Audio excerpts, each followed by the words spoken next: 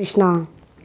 आज के इस वीडियो में हम 12 मासी गणेश चौथ व्रत कथा, जो कुछ महिलाएं 12 ही महीने चौथ का व्रत करती है, जो हर महीने की कृष्ण पक्ष की चतुर्थी को आता है। आज का यह वीडियो हम चैती गणेश चौथ व्रत कथा के ऊपर कहानी है। ये कहानी पूरी सुनिएगा। अधूरी कहानी सुनने से व्रत का पूरा फायदा नहीं होता है, तो कथा को अंत तक अवश्य सुनिएगा। दोहा। एक रदन सिंदूरी बदन, रिद्ध सिद्धि के दातार, प्रथम मनाऊं आपको कहूँ कथा तत्सार। एक बार कैलाश में माता पार्वती तथा श्री गणेश जी महाराज विराजमान थे कि 12 माह की गणेश चौथों का प्रसंग चल पड़ा। पार्वती जी बोली कि हे गणेश से पूछने लगी कि हे पुत्र, चैत्र शुक्ल चौथ को किस गणेश का पूजन करना चाहिए। गणेश बोले कि हे माँ, इस महीने में विकट नाम के गणेश का पूजन करना चाहिए। यह संकटनाशक व्रत है। व्रत पुरुष को पंचगव्य का पान करना चाहिए और गणेश का पूजन करके विजोरा तथा घी का हवन करें, और बंध्या को भी इस व्रत को करने से पुत्र की प्राप्ति होती है। हे माता सुनो, सतयुग में मकरध्वज नाम का एक राजा था। वह अपनी प्रजा का पुत्रवत पालन करता था। जब उसे पुत्र प्राप्ति हुई तो राजा अपने मंत्री धर्मपाल को राज्य का भार सौंपकर अपने पुत्र का पालन करने लगा। धर्मपाल के भी 4 पुत्र थे। उसने सभी लड़कों का विवाह कर दिया था। वे सभी प्रसन्नचित्त रहते थे। उसके छोटे लड़के की बहू बहुत ही धर्मपरायण थी। जब वह चैत की चौथ का व्रत करने लगा और गणेश का पूजन जैसे ही उन्होंने किया, यह देखकर सास बोली, बहू तू ये कौन सा व्रत कर रही है? क्या अपने पति को वश में करने के लिए व्रत पाखंड कर रही है क्या? किंतु बहू सास के मना करने पर भी गणेश पूजन का व्रत करती रही।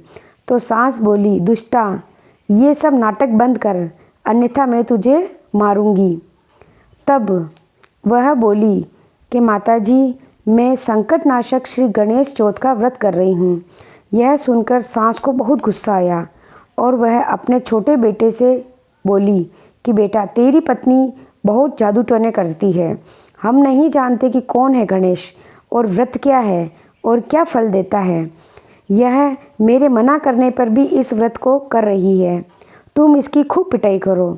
माता ने इस तरह सिखाने पर पुत्र ने भी अपनी पत्नी को खूब पीटा, और बहुत पिटाई करने के बाद बड़ी पीड़ा और कठिनाई के साथ उसने उस गणेश का व्रत किया, गणेश जी का व्रत किया और प्रार्थना की कि हे गणेश जी महाराज, मेरे सास ससुर के हृदय में अपनी भक्ति उत्पन्न करो। तब श्री गणेश जी ने राजा के पुत्र को, जो धर्मपाल के घर में छिपा दिया, और उसके वस्त्र आभूषण राजा के भवन में डालकर अंतर्ध्यान हो गए। जब राजा ने अपने पुत्र को नहीं पाया तो आवाज़ दी, तो वह नहीं बोला। तो राजा उसे ढूंढने लगा और मंत्री को बुलाकर पूछा कि मेरा पुत्र कहाँ है? वस्त्र आभूषण तो घर में मिले हैं, लेकिन पुत्र नहीं मिला है, परंतु वो कहाँ गया? तो मंत्री बोला, मैं नहीं जानता कि राजकुमार कहाँ गया। मैं तो गाँव में, नगर में, बाग, जंगल आदि सभी जगह उसके ढूंढवाता हूँ। राजा ने भी अपने नौकरों को आदेश दिया कि वो जल्दी से जाए और राजकुमार का पता लगाए। दूतों ने चारों ओर जंगलों में तलाश की, किंतु राजकुमार का कोई पता नहीं लगा। दूत राजा से बोले कि महाराज, राजकुमार का कहीं पता नहीं चला है। राजा ने मंत्री को बुलाया और उसने राजकुमार के विषय में फिर पूछा और बोले, धर्मपाल कुमार कहाँ है? अरे दुष्ट, मैं कुल सहित तेरा वध कर दूंगा। धर्मपाल ने राजा को प्रणाम किया और कहा कि मैं कुमार को ढूंढता हूँ। धर्मपाल अपने घर गया, अपनी पत्नी, अपने पुत्र और बंधुओं से सभी समाचार कहे कि राजा हमारा कुल का पूरा वध कर देगा अगर उसके पुत्र का पता नहीं चला। अब मैं क्या करूँ? हमारी रक्षा कौन करेगा? ससुर के यह वचन सुनकर छोटी बहू बोली, पिताजी आप चिंता मत करो, आप इतने दुखी मत हो। यह हमारे ऊपर गणेश जी का प्रकोप है। इसलिए विधि पूर्वक गणेश जी का व्रत करें। राजा तथा सभी नगरवासी गणेश का पूजन करने लगे और पूरा व्रत किया। हमारा कुमार अवश्य ही मिल जाएगा। धर्मपाल बोला, बहू तू बहुत धन्य है, तूने हमारे पूरे वंश का उद्धार कर दिया है। गणेश की पूजा कैसे होनी चाहिए तो हमको बता। तू हमारे दुर्व्यवहारों को भी क्षमा कर देना और हमारे दुर्व्यवहारों को क्षमा कर देना।